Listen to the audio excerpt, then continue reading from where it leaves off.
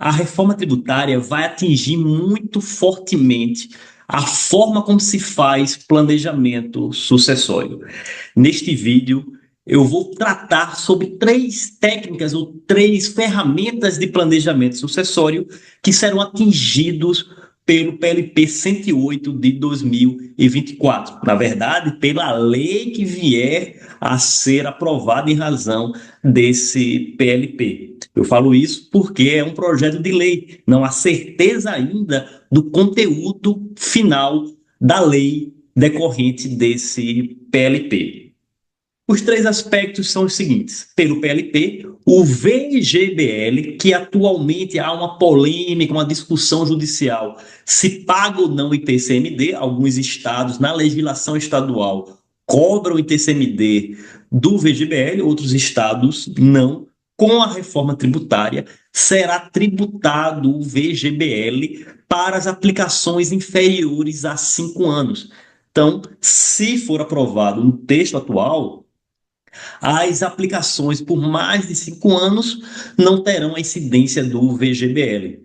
Por um período inferior a 5 anos, irá pagar ITCMD sobre o saldo, sobre o valor recebido por cada herdeiro ou cada beneficiário do VGBL. Então, se acontecer um evento morte e houver um VGBL e a família, os herdeiros receberem esse valor, e essa aplicação está lá por prazo inferior a 5 anos, passarão a pagar ITCMD. Atualmente não se paga ITCMD. O VGBL é uma ferramenta muito comumente utilizada em planejamento sucessório, justamente por essa possibilidade de não pagar ITCMD. Outros dois aspectos que atingem estratégias comuns de planejamento sucessório são a tributação sobre distribuição desproporcional de lucros e a forma, os critérios de base de cálculo do ITCMD na doação de cotas sociais. Vamos lá, vamos analisar o PLP. Eu vou compartilhar a minha tela.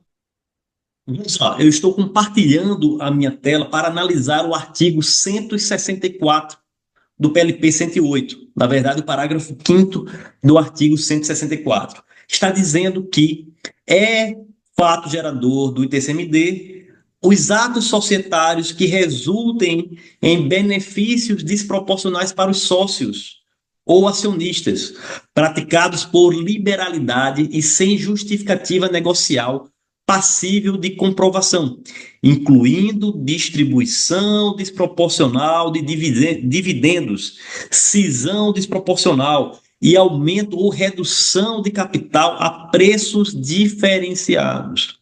Essas estratégias de aumento ou redução de capital por preço que não corresponde ao patrimônio, ao valor que está na holding, ou a distribuição desproporcional, são mecanismos muito utilizados no planejamento sucessório. Por exemplo, o pai está numa holding com 99% e o filho com 1%.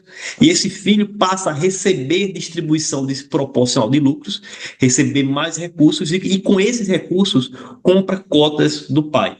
Pode-se fazer também, é muito comum fazer duas estruturas de pessoa jurídica em que uma pessoa jurídica de participação participa de forma muito pequena na holding patrimonial, recebe lucros desproporcionais e passa a comprar as cotas do patriarca ou da matriarca. Este mecanismo irá se submeter ao ITCMD. Hoje não paga, porque a compra de cotas por distribuição desproporcional de lucros não se submete nem a imposto de renda nem a ITCMD. Distribuição desproporcional de dividendos no Brasil é isenta, a distribuição é isenta de tributação.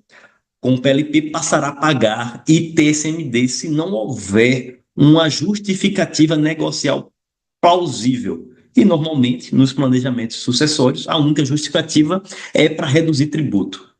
E isso não é justificativa que será aceita pelo fisco. Um outro aspecto importante do PLP 108 no planejamento sucessório é a base de cálculo para doação de cotas.